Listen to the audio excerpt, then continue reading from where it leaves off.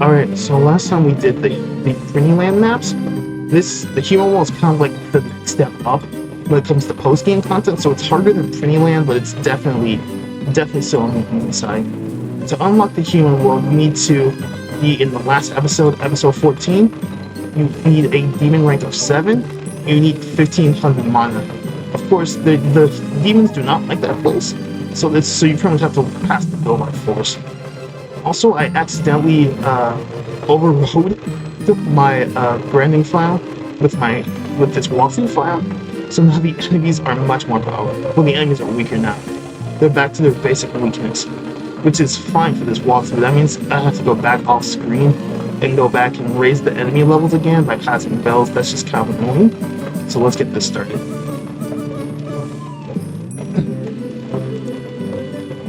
Snap. I'll snap from it. I'm just making sure everything works. Everything is in working order, so let's go conquer the human world.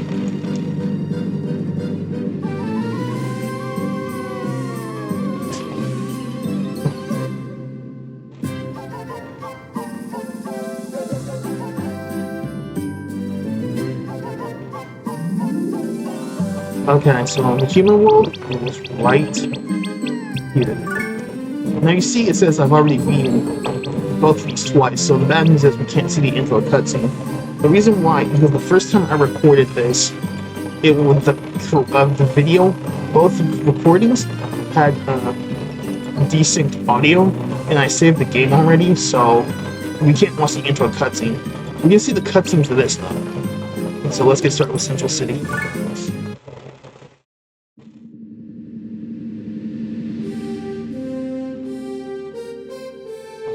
And we have there are nothing but EDF soldiers and thieves on this map. So, if you try to tackle the human world as soon as it's available, you're going to struggle. These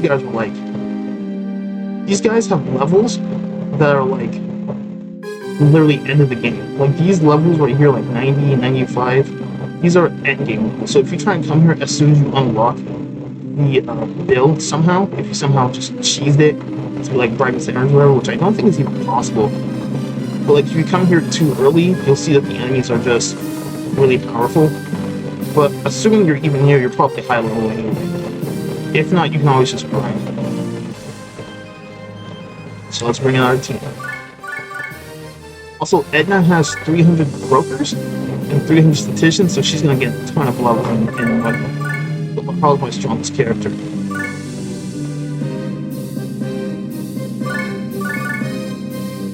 But swords in this game are very, very broken. They do good damage and they have all the AoEs. And AoEs in this game are very top tier. That's why characters like Jennifer are so good, because she's good with Fist, and that means that she learns a cheap 3x3, and she also learns the Big Bang because she has an S in Fist, so she can learn that move very fast. I say Jennifer is a very, very useful character. These maps are kind of hard if you don't have the best equipment and you're not exactly the best highest level. But since I've been grinding for so long, these maps are nothing too bad. Also, if you have any mages, these maps are a joke, because the EDF soldier has very, very bad resistance stats. So if you have any mages, they will wipe the floor with all these EDF soldiers very quickly.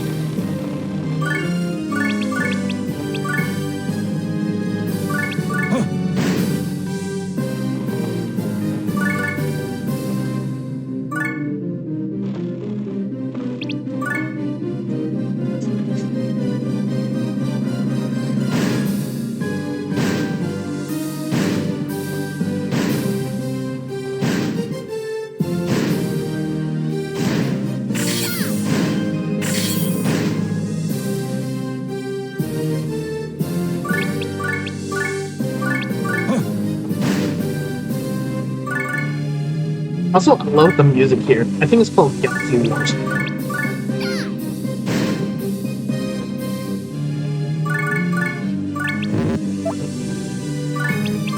Although this is the AoE I was talking about. Cosmic Arrow. It's spin. Also, thieves are not too bad. Typically, thieves are supposed to be like the worst class in the game because they have very poor stats and they have like barely any weapon mastery. But they have the best stealing chance in the game. And why am I saying this? Well, you'll see why when we get to the headquarters.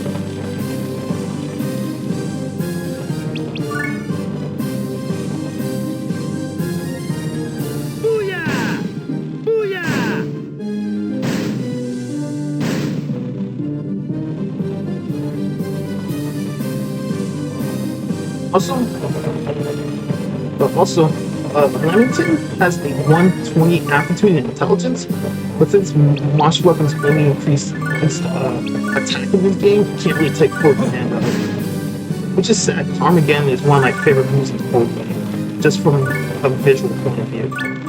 Just from visuals alone. But unfortunately, it's not too powerful unless you have like the I forgot the exact name of the statistician. But one of the statisticians in this game increases intelligence. Well, not statisticians. One of the specialists. Yeah, one of the specialists in the game increases intelligence.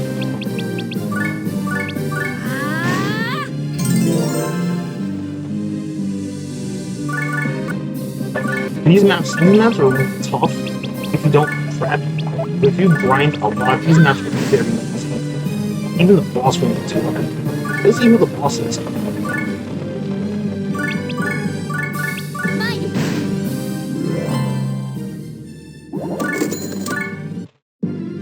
Let's go into Neo Eden.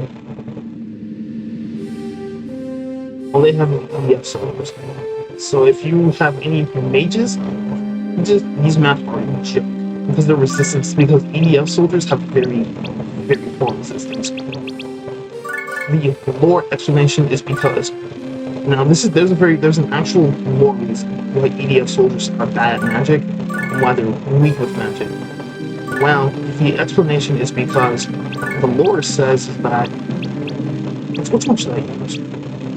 The lore says is that since science beat magic on Earth, this means that a lot of EDF soldiers just are very weak to magic, because basically to them magic doesn't exist. So that's a cool little lore reason why EDF soldiers are terribly magic. They don't say that in the game, but they say that in the World of Disgaea like lore book, which I might go over one day because it is fascinating. It talks about a whole bunch of stuff, like for example, it talks about like names, like so you won't see this in this walkthrough, because I'll have the animations turned off, and I don't really have any mages. But certain spells will summon a character, right? But these characters aren't named in the game, but they have names in the book. And one of the characters is named, I think, Summer. And Summer was the Seraph before Lamington, which I think is really cool. One of these days I'll have to show off the World of Disgaea book, because it's literally like, if you're a Disgaea 1 fan and you want to learn about the lore of the series, these that the games don't explain, that book is for you. They made a World of Disgaea 1 and a World of Disgaea 2. I don't think they ever made any more though. If they did, I don't know. But the World of Disgaea 1 is a very good book. So if you're really into like the lore of the games, it pretty much has everything. It shows you things like every weapon in the game, every armor in the game, every character, all their moves. And one of the things they show on the World of Disgaea book is that they show like the moves and the power of characters you can't play as.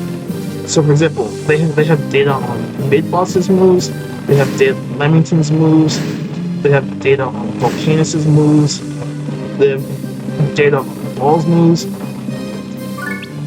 They have data on Don Joaquin. It's pretty cool. You can play as Don Joaquin in the Netherworld content, which is kind of cool. He's not the best character, but he is a very fun one.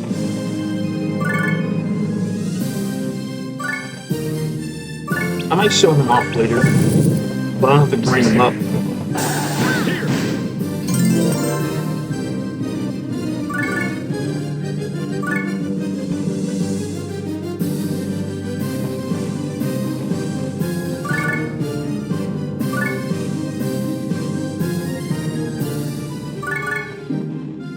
We're almost done with this map, and then we'll get to the last map of the... Well, technically it's the last map of the Human World.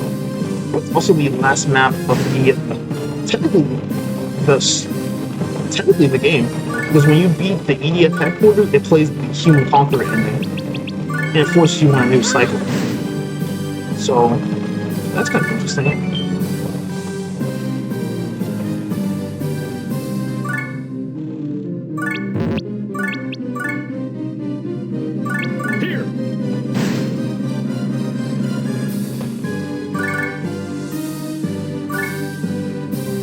But yeah, the EDF, there's a reason why I say you might want a high-level thief, because there's a one-of-a-kind armor in the EDF headquarters that can be stolen from the boss, that you can't get anywhere else.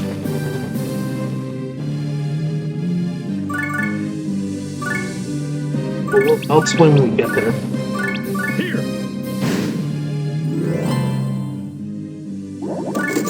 Ooh, holy boy. Ooh. If I wasn't going to just start a new cycle, matter of fact, I'm gonna save.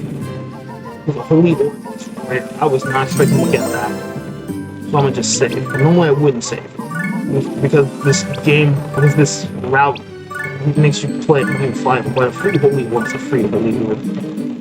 But hey, at least I got it on camera. Now we're gonna go to the EF headquarters, and there's gonna be a cutscene. So I'm gonna keep my mouth closed the entire time. Can't believe you came all the way here. Wrath knows no limits. Enough of your compliments. It's too late to try and sweet talk your way out of this. Damn it! There's only one thing left for me to do. I'll kill you all! They're transformed into Astro Curtain. If you're wondering what is an Astro Curtain, also this map is really cool. I like this map a lot, even though it's very small. Let's zoom over here. Skip Astro 1, Astro 2. These are like mini bosses. They have a ton of health. They have no weapons for some reason, which is odd. And they have Hero Kids, which is not bad, but Astro Carter has something good. He has the Astro Suit. And look at his attack. He has 4,130 attack.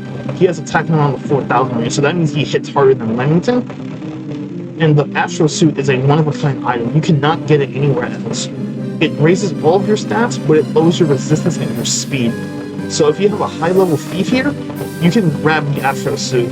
But be warned that by beating this map, it forces you on a new cycle, so you'll have to equip the Astro Suit on the new cycle. Also, he has a lot of health, and he's pretty strong too. 4,000 attack, nothing to sneeze at. But all of our characters are pretty high level. So the general strat you want to do is take out the EDS soldiers first, then take out his two little rangers. They're called take out the defenders, and then go after Kurt. It's kind of interesting because the defender and Carter are just more powerful versions of Prism Rangers, which you can get. You can get the Prism Rangers in this game, but they are not great. They are very bad. They have very poor aptitudes. Their only good aptitudes, I think, is their attack and their HP, which is like 100, but that's the bare minimum. They're not good at spellcasting. Meanwhile, Carter's aptitudes are much higher. Like, you can't have, but the Netherworld content pack does not allow you to play as Carter. Probably because he's just a recolor of a Prism Ranger. Still, he's very, very strong, so this is why I say you need to prep before you fight this guy. Because 4,000 attack is very strong.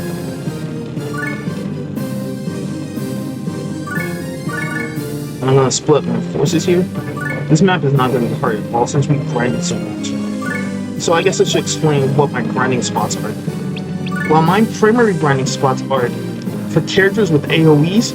I level grind on the level Ghostly Whispers, which is in the Forest of the Dead, which has EXP spots. If you have AoEs, you can clear that map very fast and gain a lot of EXP. If you have characters that have only single target moves, they don't have a lot of AoEs, you might want to use the Field of Virtue, which is 14-1.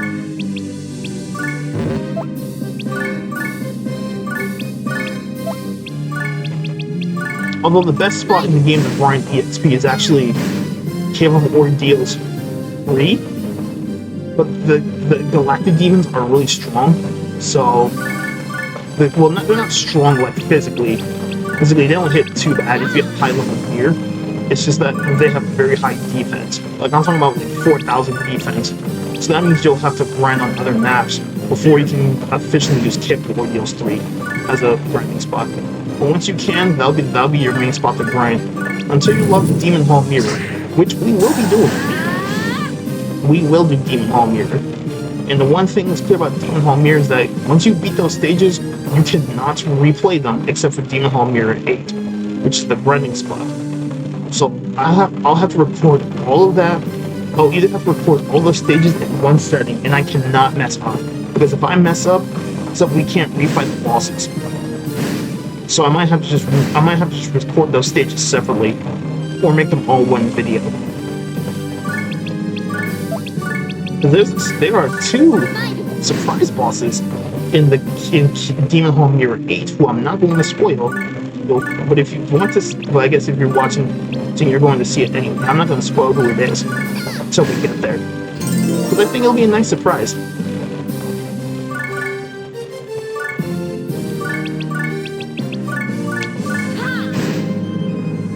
It'll be a great surprise, trust me. But we won't do the Demon Hall Mirror for a minute. We have to grind like crazy. Because the bosses are like high hundreds to like mid thousands. Because the super bosses, this is of the Demon Hall Mirror, is level 2,000 and 2,500. We'll have to deal with them. We'll have to deal with that when we get there. No, that's going to require a lot of grinding. That's probably going to take me a couple of days of grinding. On and off grinding.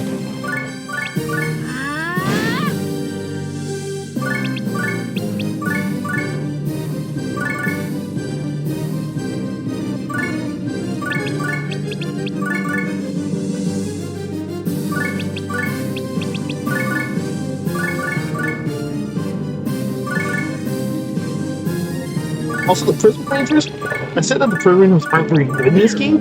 They're very, very bad. But these guys are much stronger. Like, these are the Prison Rangers I wanted.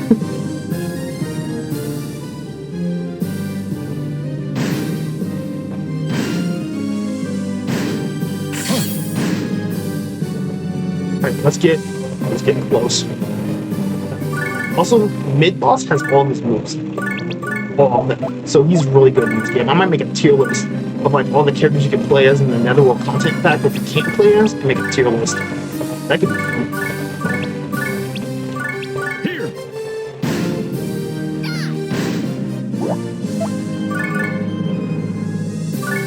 There's a lot of things I want to do for the Disgaea Postgame. So I think people just don't really care about the story. They just want to see, like, oh, what does this game have to offer for, like, besides the main story? And it's actually quite expansive, I'll admit. Like, the post-game of Disgaea 1 is very, very expensive. Maybe not as expensive as, like, maybe, like, layered. But it's, like, maybe, like, Disgaea, modern Disgaea, especially Disgaea 5. But it's still pretty good for what it is. There's a lot of content in this game, and that's why a lot of people loved it so much when it first came out. because this strategy RPG can keep you occupied for hours and hours on end. In later versions, like the PC and the PC, well, the PC and the PSP version, give you even more content to play. So it's like this game is very much a game that you can just, where you know, like if you buy this game, you're going to be here for a while.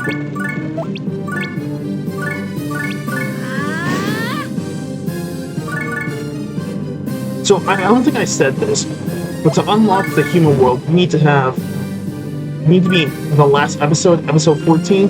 You need a demon rank of 7, and you need at least 1,500 mana to pass to propose the bill.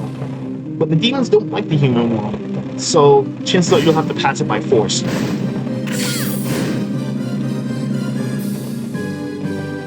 But also this ending is also kind of cool.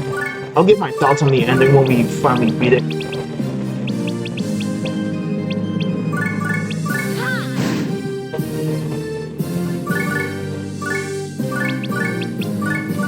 Here. Wow.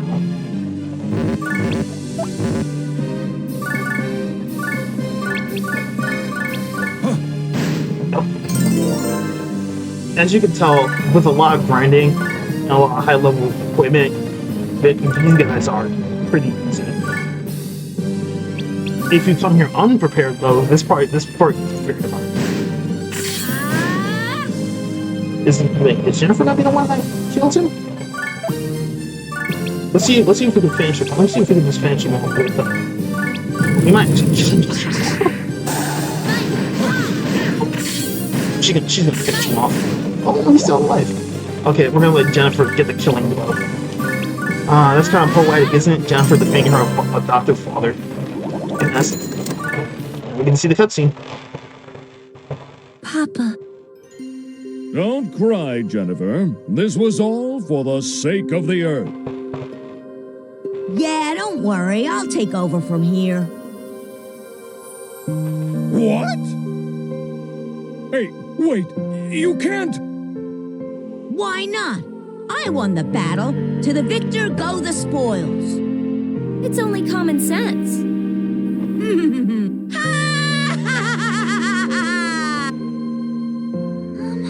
What happened to our plans to visit the Seraph? And that is the human conqueror ending. So my thoughts on this ending? It's kind of cool.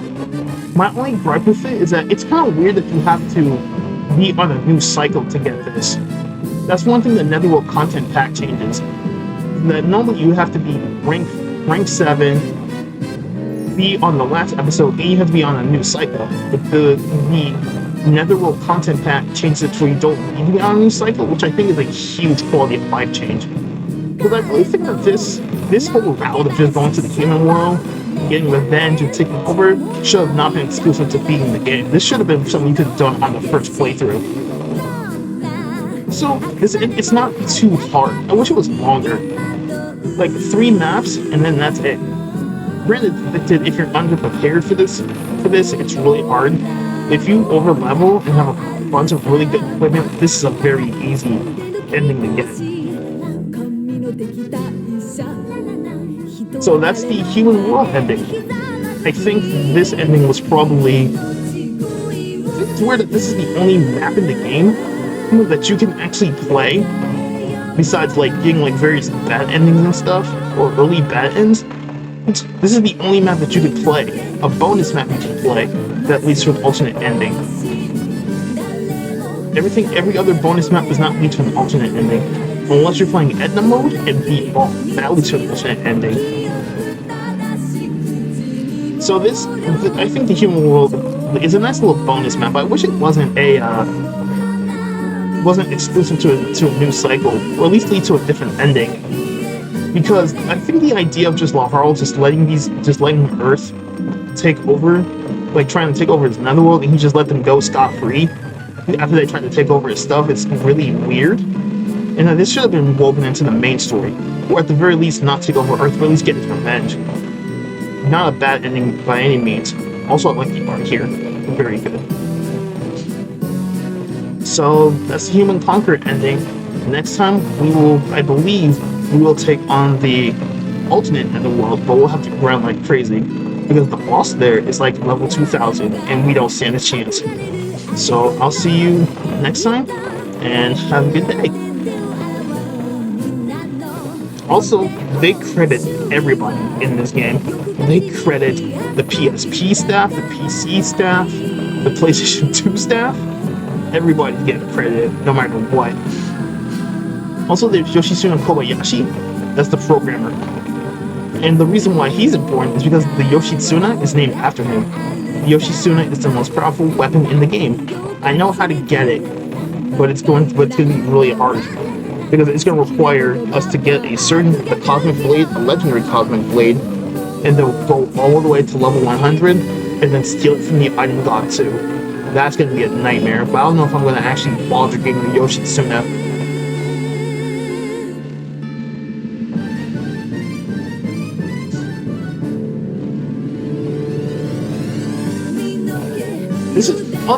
This is long credits.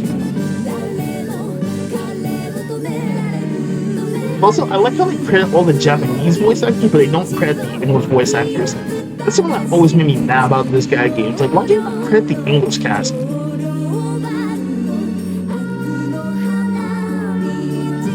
Like, it's weird that they don't credit the English voice actors. Like, that's weird. Like, imagine pitching your voice for this game, and then you see the credits and your name's not even there. Oh, you see the Japanese voice actors and you don't see the English ones? That's so weird. I don't know why they do that. I think that's kind of rude.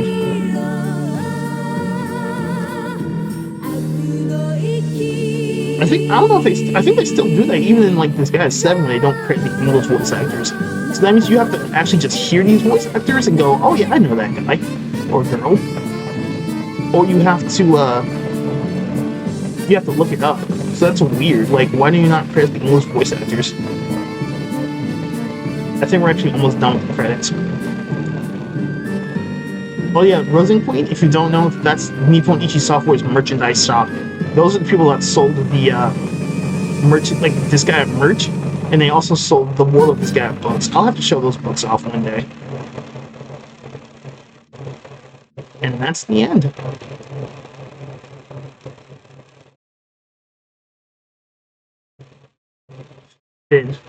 Yep, and that is the end.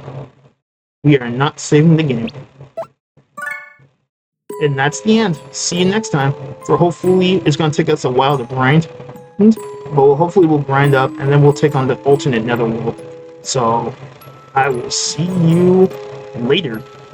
Have a nice day. And remember, you can become strong, just like Laurel.